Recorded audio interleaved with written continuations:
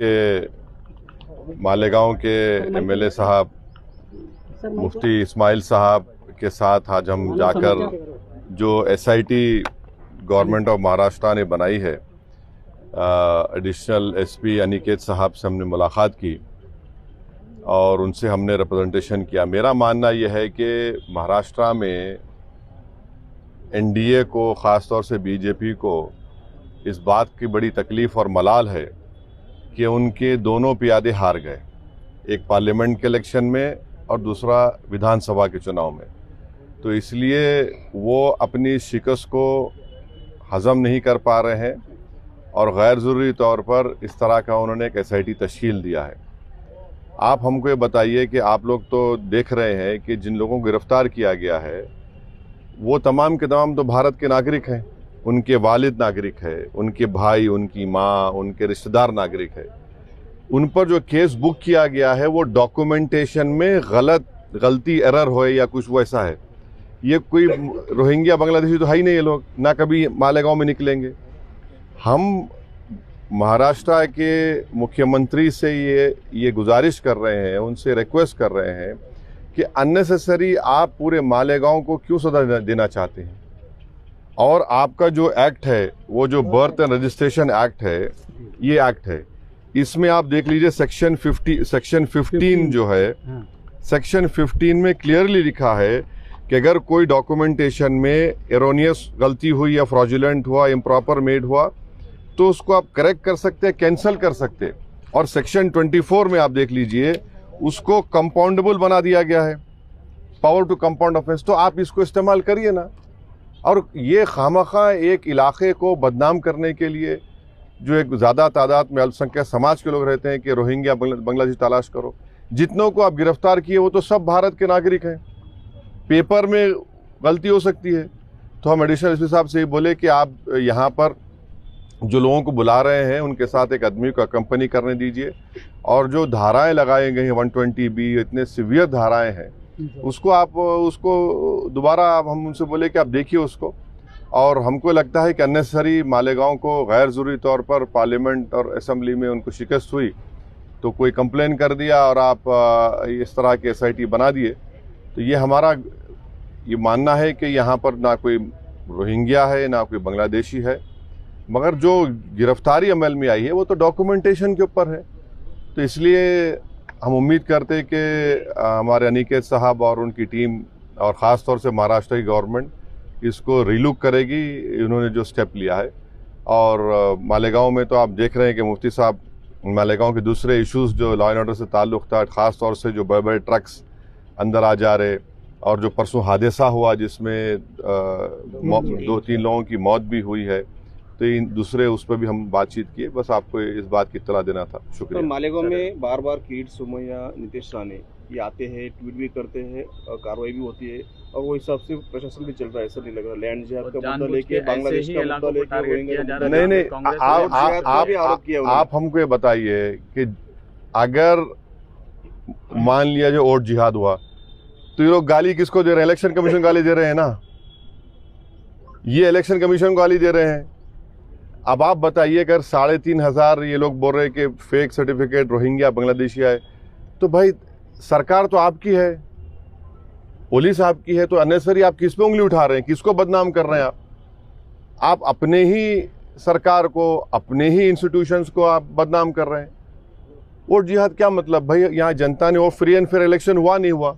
Free and fair हुआ, मुफ्ती साहब जीते, पार्लियामेंट में आपको हार गए, आप फिर दोबारा आपने सरकार बना ली। आप सरकार बनाए तो वोट जिहाद नहीं बोलेंगे, आप हार गए तो वोट जिहाद कैसा हो जाएगा? मैंने फ्री एंड फेयर इलेक्शन हुआ नहीं हुआ हमको बता दें। जो लोग वोट जिहाद की बात कर रहे हो बता दें कि फ्री एंड फेयर इलेक्शन हुआ है नहीं हुआ, वो बता दें। नहीं हुआ तो फिर उन्हीं पर क्वेश्चन उठेगा ना। इलेक्शन कमिश्नर को आप अपॉइंट करते हैं, चीफ इलेक्शन कमिश्नर को आप अपॉइंट करते हैं, पूरा पॉलिटिकल गवर्नमेंट एजेंसीज आपकी है, तो फिर ये तो आप तो सिर्फ नफरत कर रहे एक समुदाय से और एक इलाके से, बिल्कुल गलत है ये। मालेगांव शहर में अभी हिंदू सकल संत का एक प्रोग्राम हो रहा है जिसमें 2008 में बम ब्लास्ट में साधु प्रज्ञा सिंह को मालेगांव लाके सम्मानित करने की बात हिंदू समाज की ओर से की जा रही है, इसको आप कैसे देखते हैं? देखिए, हम तो सिर्फ यही कहेंगे कि इतने लोगों की मौत यहाँ पर हुई है और उसमें एक्यूज्ड हैं वो, आप ज़रा उन मरने वालों का तो ख्याल रख लीजिए।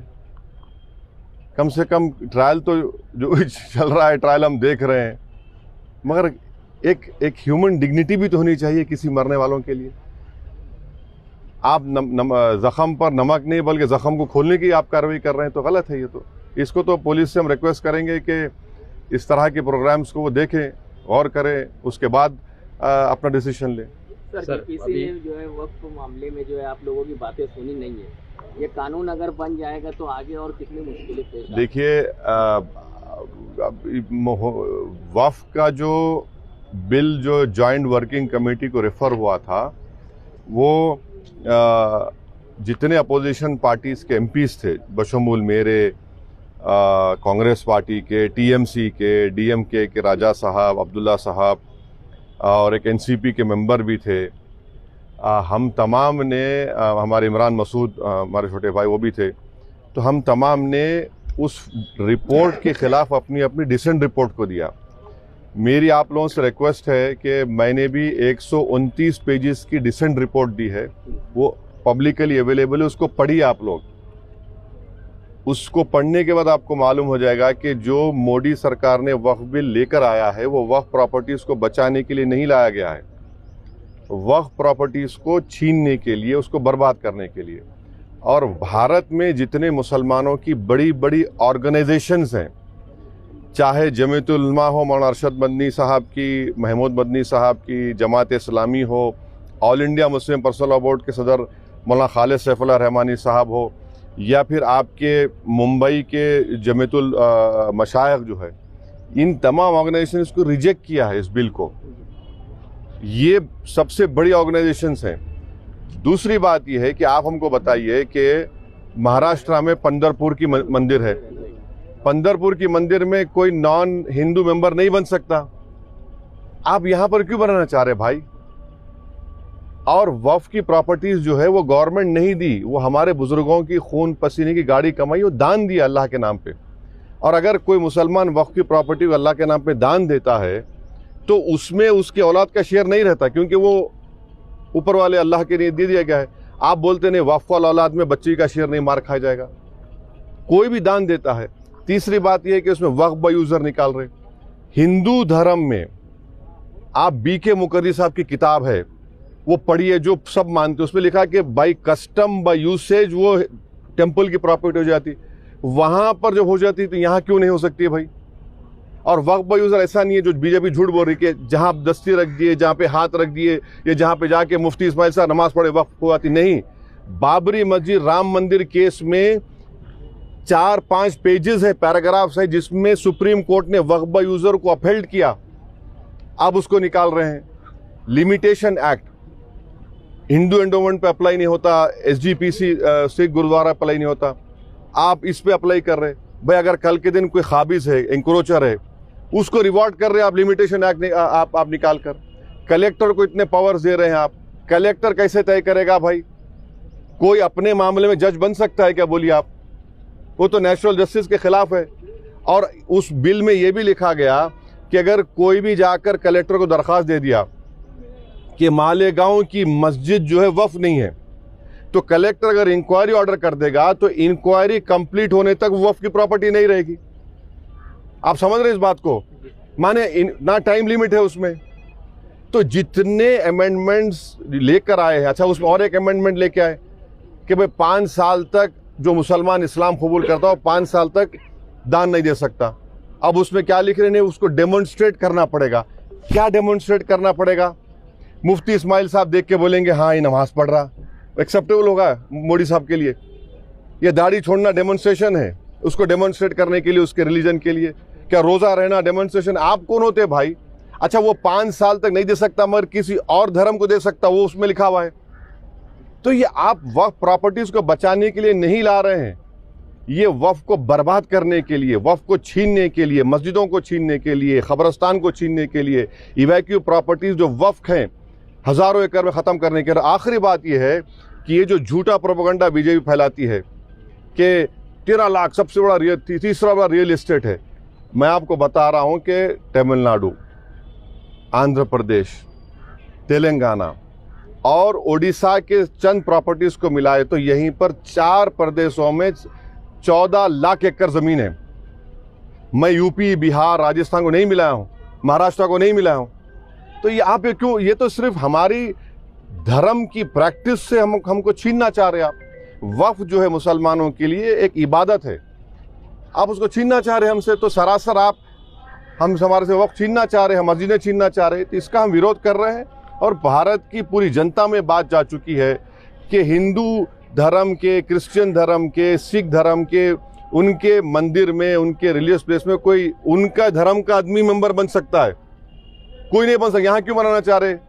तो ये एक नफरत है भारत के मुसलमानों से बीजेपी और मोदी सरकार। सर, पूरे महाराष्ट्र में जो है ये रोहिंग्या बांग्लादेशी का, अमरावती हो गया, अकोला हो गया, क्या ये एनआरसी का ट्रायल तो नहीं ले रहे लोग? नहीं, आप बताइए, आप चेक करिए, मगर आप जो SIT बनाकर आप क्या है इसमें, क्या है बताइए? डॉक्यूमेंटेशन में फर्क है। अब मिसाल के तौर पे आपके कितने बच्चे हैं? 2 है ना। आप भारत के नागरिक है, दूसरा बेटा भी नागरिक है। जो दूसरा बेटा है उसके डॉक्यूमेंट फर्क है तो भारत का नागरिक नहीं हुआ क्या वो? वही तो हम बोल रहे हैं ना भाई, उस बात को समझने की जरूरत है। अरे भाई, तुमको रोटी सेकना है तो और जगह सेको। आप किसी एक इलाके को, एक समुदाय को इस तरह परेशान करना ये गलत बात है बिल्कुल। सर, महाराष्ट्र में अभी असेंबली के बाद कारपोरेशन के इलेक्शन आएंगे। हाँ, कारपोरेशन इंशाल्लाह बहुत कमजोर नजर आ रही है ऐसा। अरे कहाँ कमजोर नजर आ रही, इतना बड़ा मुफ्ती हमारे बाजू खड़ा हुआ है, कहाँ कमजोर नजर आ रही? 2 in 1 है ये। एक MLA। हाँ, तो ये अरे भाई, जंगल में एक ही शेर होता है ना। चलिए, शुक्रिया।